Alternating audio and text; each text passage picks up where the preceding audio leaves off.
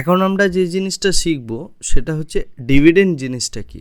Dividend কথার অর্থ হলো যে কোনো একটা কোম্পানি যখন তার প্রফিট হয়, সেই কোম্পানিটা প্রফিট করার পর তার যে সমস্ত লায়াবিলিটিস আছে, অর্থাৎ তার হয়তো সে কোনো জায়গায় লোন নিয়েছে, সেই লোনটা শোধ করলো, কিছুটা ইন্টারেস্ট তাকে দিতে হলো, বা কোম্পানির যে সমস্ত এমপ্লয়িরা আছে তাদের স্যালারি দিতে হলো, এই সমস্ত কিছু দেওয়ার পর তার যে সমস্ত কিছু লায়াবিলিটিস আছে, সেই সমস্ত কিছু লায়াবিলিটিস দেওয়ার পর তার কাছে যে প্রফিটটা থাকলো, সেই প্রফিটের একটা পার্ট কোম্পানি তার নিজের গ্রোথের জন্য রাখে, এবং আর একটা পার্ট সে তার যে ইনভেস্টার আছে, যারা ইনভেস্ট করেছে সেই কোম্পানিতে, তাদেরকে তার প্রফিটের একটা শেয়ার দেয় অর্থাৎ পার্ট অফ প্রফিট।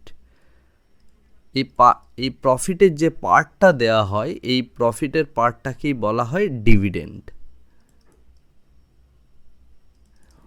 প্রচুর ইনভেস্টার আছেন যারা ইনভেস্ট করেন কেবলমাত্র এই ডিভিডেন্ডের জন্যই, এবং আপনি যদি দীর্ঘকালীন ইনভেস্টমেন্ট করে থাকেন কিছু ভালো কোম্পানিতে, সেই সমস্ত কোম্পানিগুলো আপনাকে কিন্তু ডিভিডেন্ড দেবে বেসড অন তাদের কোয়ার্টারলি রেজাল্ট, অর্থাৎ প্রত্যেক ত্রৈমাসিক রেজাল্টে এর ফলে তাদের যদি প্রফিট হয় সেখান থেকে তারা ডিভিডেন্ড দেয়।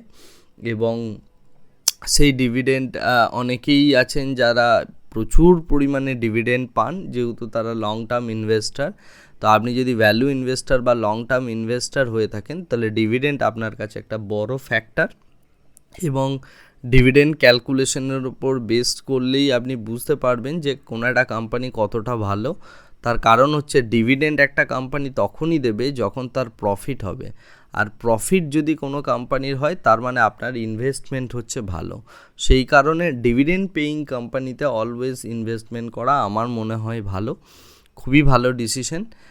এরকম কিছু কিছু কোম্পানি আছে যেমন বেদান্তা বা কোল ইন্ডিয়া,